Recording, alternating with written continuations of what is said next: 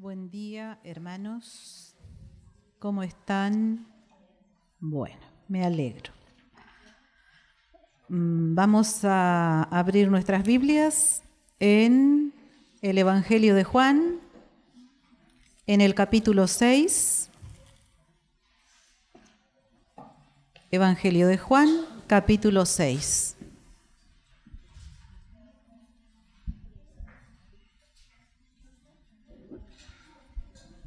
Bueno, para contextualizar, les comento esto. En este capítulo se relata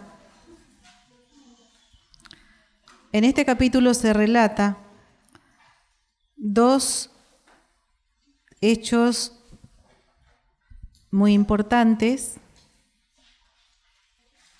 en el ministerio del Señor.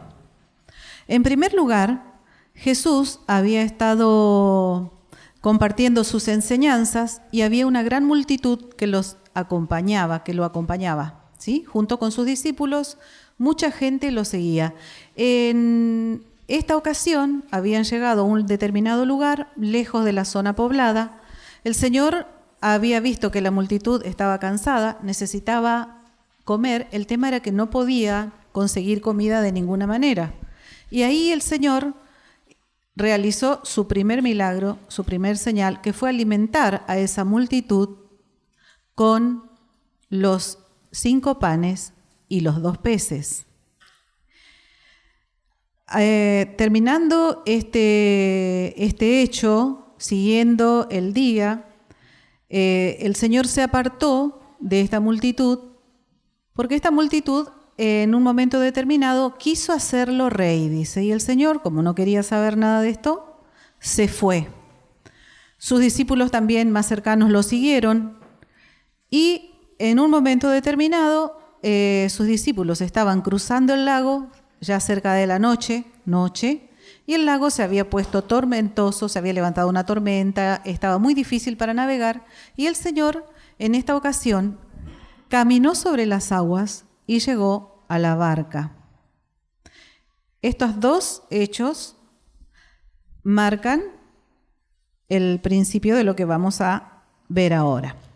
Primero vamos a leer las Escrituras, es bastante largo el pasaje, así que les pediría que presten mucha atención.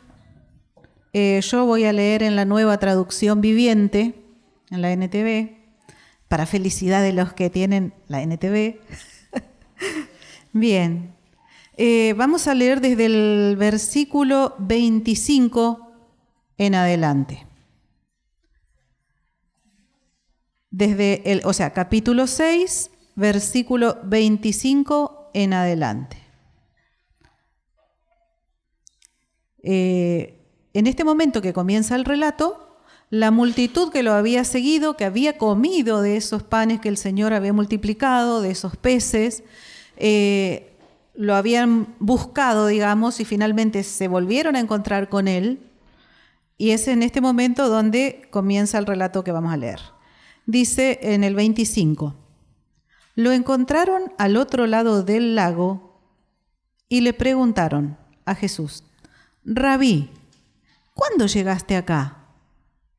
Jesús les contestó, les digo la verdad, ustedes quieren estar conmigo porque les di de comer, no porque hayan entendido las señales milagrosas. No se preocupen tanto por las cosas que se echan a perder, tal como la comida. Pongan su energía en buscar la vida eterna que puede darles el Hijo del Hombre, pues Dios Padre me ha dado su sello de aprobación. La multitud le contesta, ¿no? Nosotros también queremos realizar las obras de Dios, contestaron ellos. ¿Qué debemos hacer?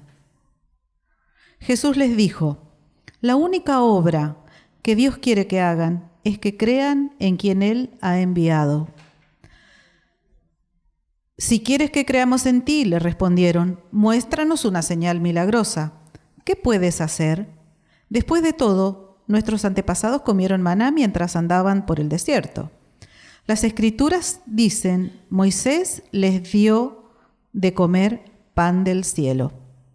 Jesús les respondió, les digo la verdad, no fue Moisés quien les dio el pan del cielo, fue mi Padre. Y ahora Él les ofrece el verdadero pan del cielo, pues el verdadero pan de Dios es el que desciende del cielo y da vida al mundo. Señor, le dijeron, danos ese pan todos los días. Jesús les respondió, yo soy el pan de vida. El que viene a mí nunca volverá a tener hambre.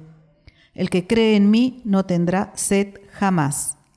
Pero ustedes no han creído en mí a pesar de que me han visto.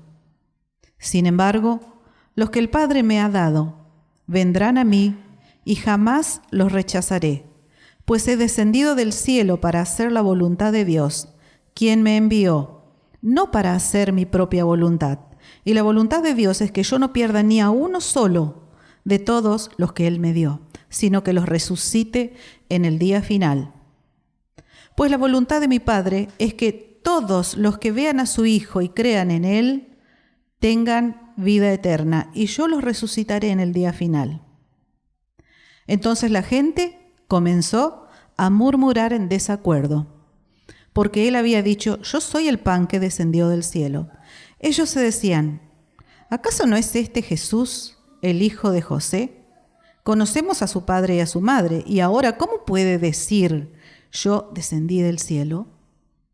Jesús les contestó, dejen de quejarse por lo que dije, pues nadie puede venir a mí a menos que me lo traiga el Padre que me envió, y yo lo resucitaré en el día final. Como dicen las Escrituras, a todos les enseñará Dios. Todos los que escuchan al Padre y aprenden de Él, vienen a mí. No es que alguien haya visto al Padre, solamente yo lo he visto, el que Dios envió. Les digo la verdad, todo el que cree tiene vida eterna. Sí, yo soy el pan de vida. Sus antepasados comieron maná en el desierto, pero todos murieron. Sin embargo, el que come el pan del cielo nunca morirá. Yo soy el pan vivo que descendió del cielo. Todo el que coma de este pan vivirá para siempre. Y este pan que ofreceré para que el mundo viva es mi carne.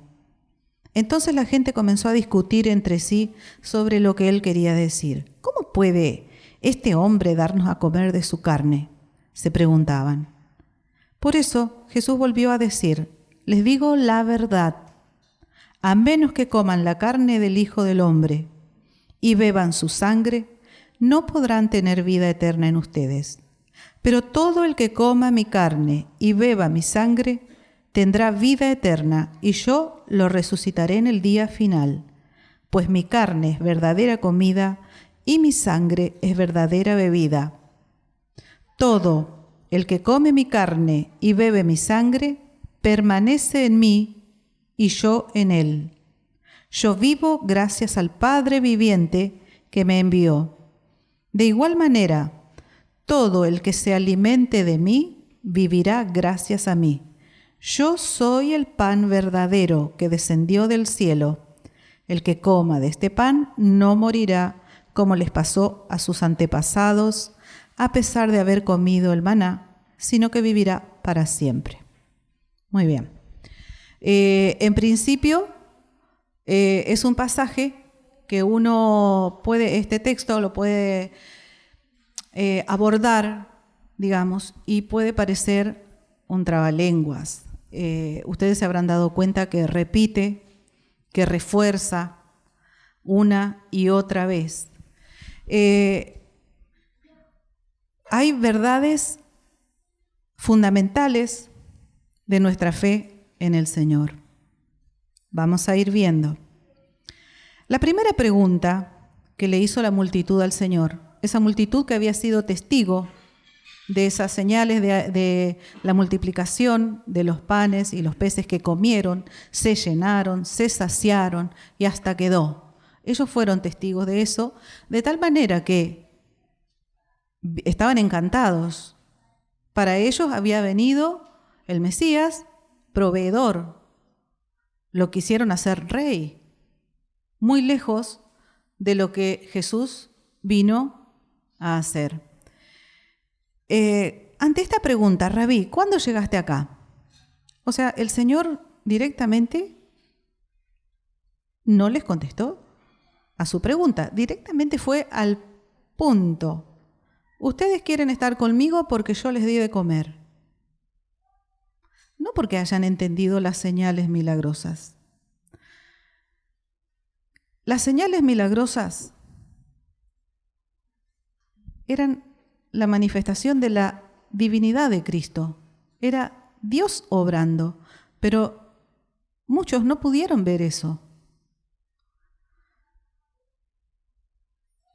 Y aquí el Señor les dice, no se preocupen tanto por las cosas perecederas, en este caso por la comida, sino que se enfoquen, ¿sí?, en buscar la vida eterna que les podía dar el Hijo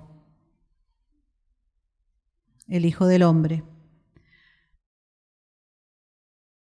A veces basamos nuestra relación con el Señor, podemos correr el riesgo de basar nuestra relación con el Señor, a pesar de haberle visto, a pesar de haber vivido experiencias muy notables de la revelación del Señor en nuestras vidas, de una manera o de otra.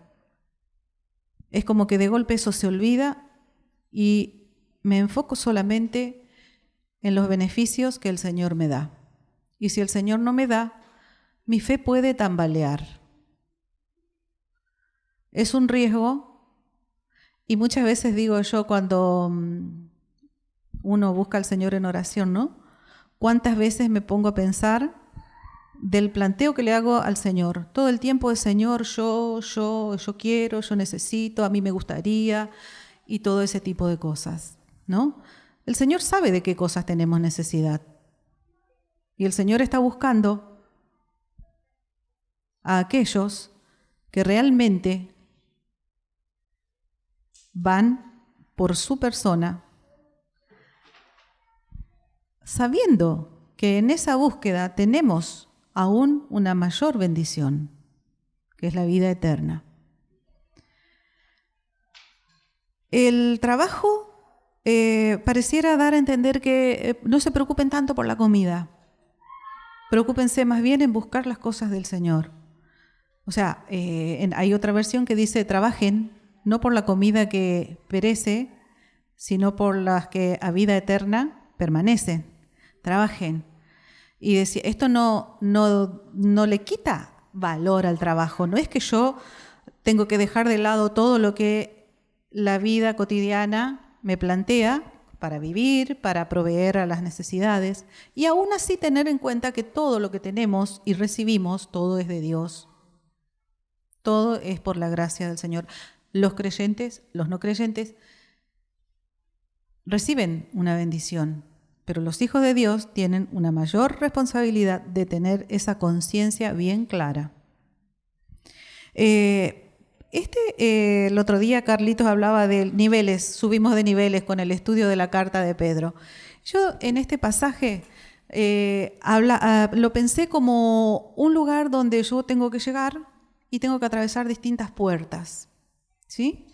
Cuando la multitud le dice al Señor, Rabí, ¿cuándo llegaste acá? Se abre esa primera puerta. Y el Señor le dice, enfóquense en alcanzar la vida eterna que van a encontrar en mí. No en las cosas que perecen. Enfóquense. Y habla del Hijo del Hombre, ni siquiera habla de mí. Él no dice en primera persona, ¿no? Aquí hay un versículo que parece un poquito descolgado. Dice, pues Dios Padre me ha dado su sello de aprobación. Nosotros sabemos y recordamos el pasaje donde el Señor se bautizó y el Padre dijo, este es mi Hijo amado, en quien tengo mi complacencia. Y hay otro pasaje, que ahora no me acuerdo cuál es, donde el Señor dice que este es su Hijo a quien Él ha aprobado. Y yo decía, el sello de la aprobación, está hablando de comida, relacionándolo con el tema de la alimentación, ¿no? Y el sello de aprobación, y leyendo un poquito para los judíos, había sacerdotes que tenían que determinar qué alimentos eran limpios, puros y apropiados para alimentar. Y ellos eran los que ponían ese sello. Ahora, el Señor está diciendo, el Padre me dio su sello de aprobación. Él ya se estaba presentando como el único alimento perfecto.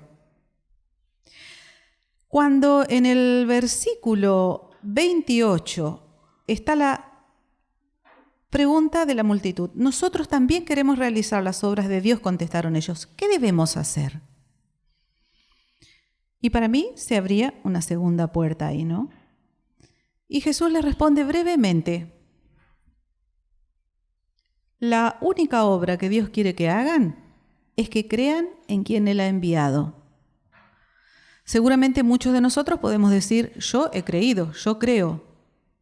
Para algunos una respuesta tan cortita, tan breve, podría dejar esa sensación de ¿y ahora qué?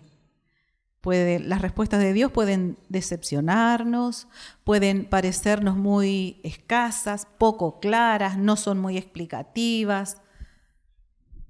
Nada más que crean en Él. ¿Esa es la obra que quiere el Padre? Antes de avanzar, me ponía a pensar, yo digo, la obra que quiere el Padre es que crean en Jesucristo, en quien Él ha enviado. Todavía sigue hablando el Señor como si fuera en tercera persona, ¿no?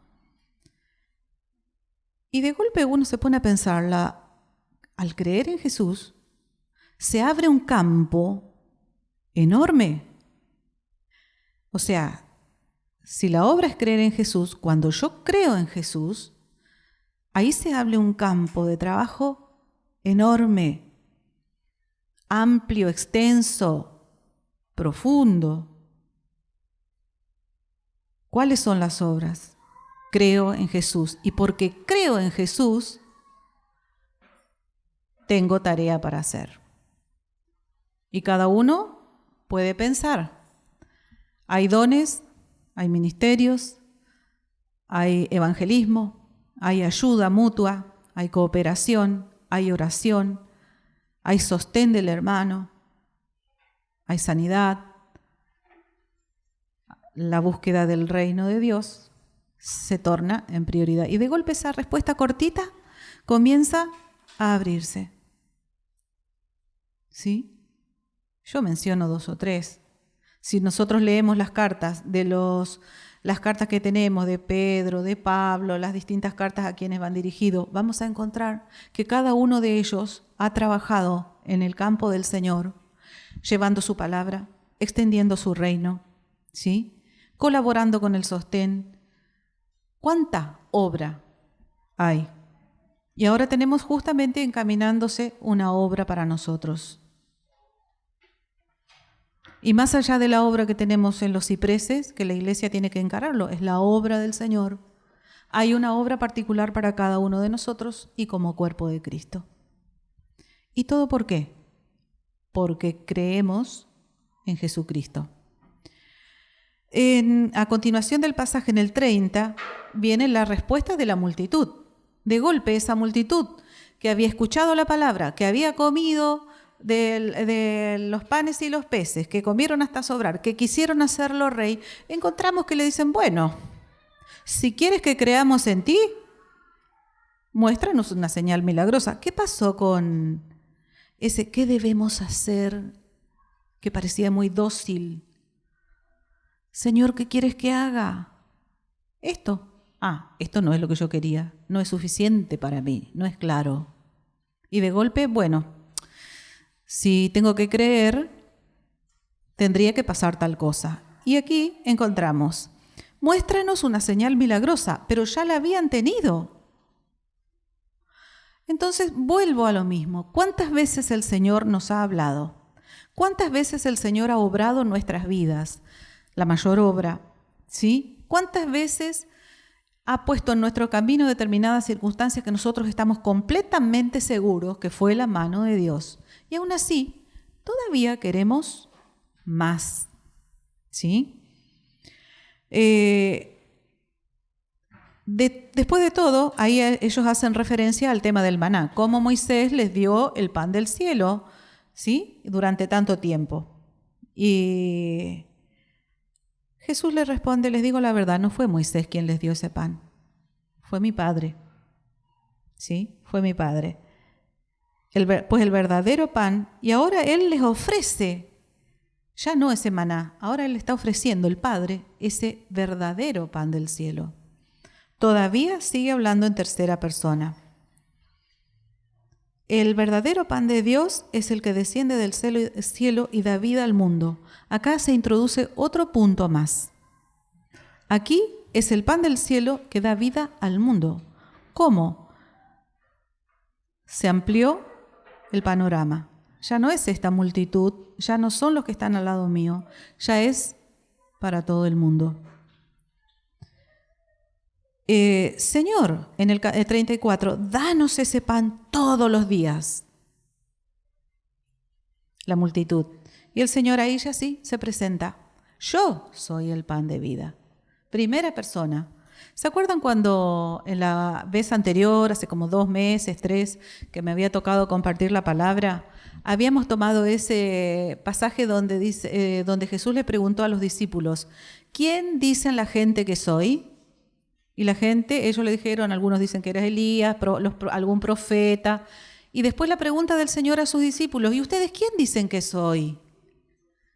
Tú eres el Hijo de Dios, le dijo Pedro. Y después aparece todas las presentaciones de Jesús, como yo soy el pan de vida, ¿sí? Yo soy el camino, la verdad y la vida, ¿sí? Yo soy el buen pastor. Todo, cada una de las maneras que el Señor se fue presentando. Hoy es, yo soy el pan de vida. El que viene a mí, dice, nunca volverá a tener hambre, y añade, el que cree en mí no tendrá sed jamás. Pero ustedes no han creído, a pesar de haberme visto. Pero no obstante, ahí a continuación de ese pasaje, el Señor les dice que aquellos a quienes el Padre lo traiga a Él, ninguno se va a perder. Y Él los resucitará en el día final. Porque esa es la voluntad de Dios. Y aquí introduce otro punto súper importante de nuestra salvación, que es la resurrección en el día final. Pasamos al 41, donde la gente ya ni siquiera lo interpeló al Señor.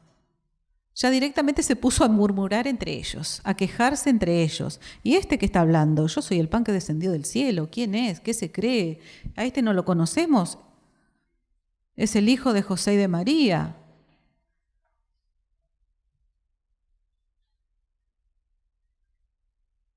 Y ahora nos viene a decir, yo descendí del cielo. Y aquí de nuevo Jesús les dice, dejen de quejarse. Y otra vez les dice que Él va a recibir a todo lo que el Padre le envíe y lo resucitará en el día final. Pasamos al 47. En el 47 tenemos otra puerta que se abre. Dice, les digo la verdad, todo el que cree tiene vida eterna. Y vuelve a reiterar, yo soy el pan de vida. Los que habían comido el maná murieron, pero ustedes no. Todo el que coma de este pan va a vivir para siempre. Y ahora añade algo más todavía impactante, que para la mente natural, si alguien le dice, come mi carne y toma mi sangre, porque esta es la verdadera comida y esta es la verdadera bebida. Ahora, piensen ustedes, si nosotros estamos acostumbrados, porque hemos leído las Escrituras, porque se hace conocido, es frecuente, por ahí en nuestra mente puede generar algún impacto todavía esto, porque hay cosas del Señor que solamente lo podemos alcanzar por la revelación de Dios. Mientras tanto, confiamos y creemos y confiamos. ¿Cómo puede ser? ¿Vieron que es como algo muy chocante, digamos así? Bueno, a la multitud le impactaba eso. ¿Cómo vamos a comer su carne y beber su sangre. Eso implicaba la idea de muerte. Y aquí tenemos, de a poquito, la presentación de la obra en la cruz. Jesús estaba hablando ya de ese sacrificio único en la cruz. Entonces la gente comenzó a discutir en el 52. Ya estaban mal, ya estaban sacados, digamos, con este mensaje. Comenzó a discutir entre sí sobre lo que él quería decir con esto. Jesús, ahora vamos al 53, les volvió a decir, les digo la verdad, a menos la condición necesaria que coman la carne del Hijo del Hombre y beban su sangre, no podrán tener vida eterna en ustedes. Pero todo el que lo haga, yo lo resucitaré en el día final. Todo el que come mi carne y bebe mi sangre, en el 56, permanece en mí y yo en él. ¿Hemos creído? Él permanece en nosotros y nosotros en Cristo. Él permanece en nosotros y nosotros en Cristo.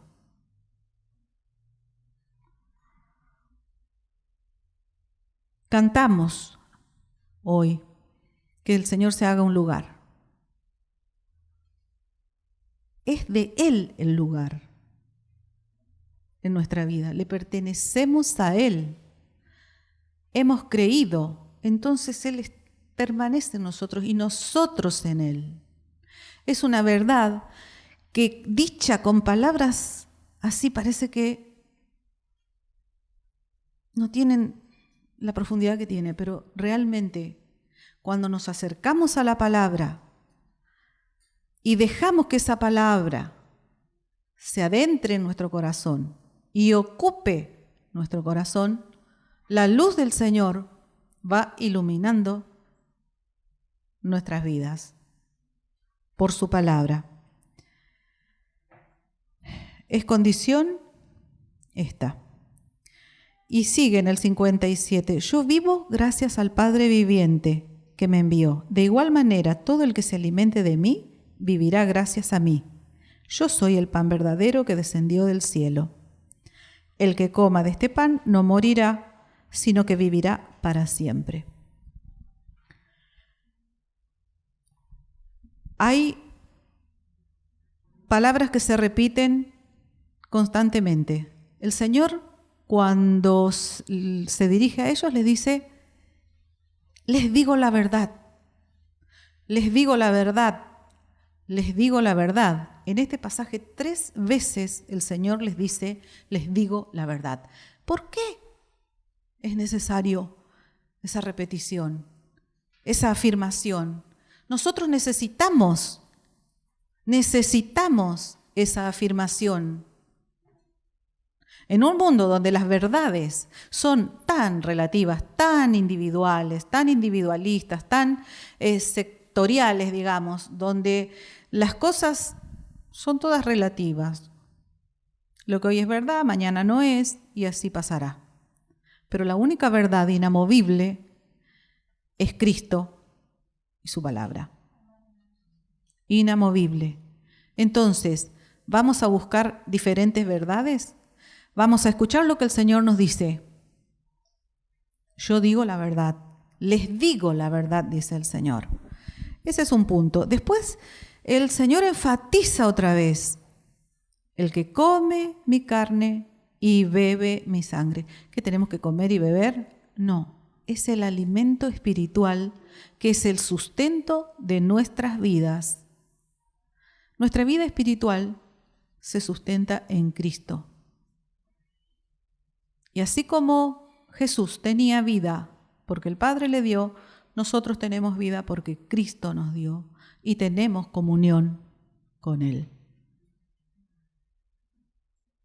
Y necesitamos esa comunión. Se reitera El pan, ¿por qué toma la figura del pan? El pan era un alimento común, básico, fundamental para las civilizaciones, en principio. Había distintos tipos de panes, ¿sí? Pero el pan ocupaba un lugar central en la mesa de la civilización, en este caso el pueblo judío.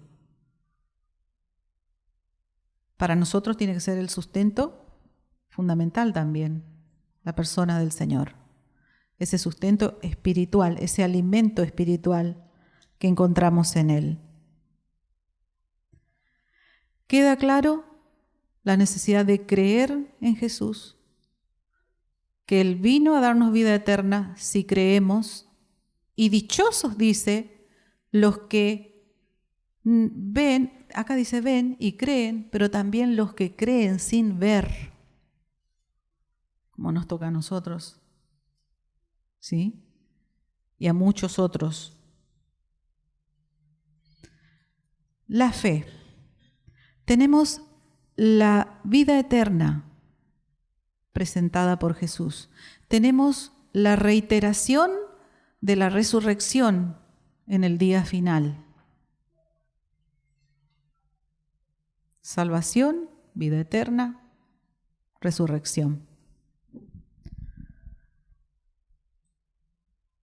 Creo que es un mensaje muy contundente, pero es una palabra muy difícil para muchos de aceptar.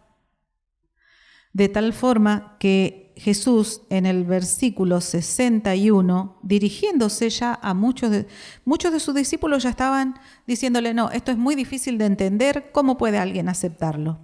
Y el Señor le dice a sus discípulos en el 61, les dijo, ¿acaso esto los ofende? ¿Qué pensarán entonces si ven al Hijo del Hombre ascender al cielo otra vez? Y reforzamos esto, solo el Espíritu da vida eterna. Los esfuerzos humanos no logran nada. Las palabras que yo les he hablado son espíritu y son vida. Ahí nomás. Sigue el versículo. ¿Acaso el Señor estaba enojado con esta multitud, con sus discípulos? No. El amor profundo del Señor quería atraerlos. Él era el que había visto su necesidad, el que los alimentó, el que soportó sus dudas, su incredulidad. Aún así no se quedó con ninguna palabra, por dura que pareciera, por ofensiva que pareciera para la mente natural. El Señor no le interesa las cosas viejas que traemos, ni nuestras creencias anteriores, ni sobre qué hechos hemos tenido, ni qué cultura hemos recibido, ni nuestras estructuras mentales. El Señor, con su palabra, está buscando desarmar todo eso, que son las seguridades que podemos tener para que nos arriesguemos a un mensaje tan desafiante como es el hecho de decir con estas palabras, el que coma mi carne y beba mi sangre. ¿No somos caníbales? ¿De qué está hablando? Y aquí viene, dice que es el Espíritu da vida. Las palabras que Él nos ha hablado son espíritu y son vida. Sin condiciones para el Señor, seremos más felices.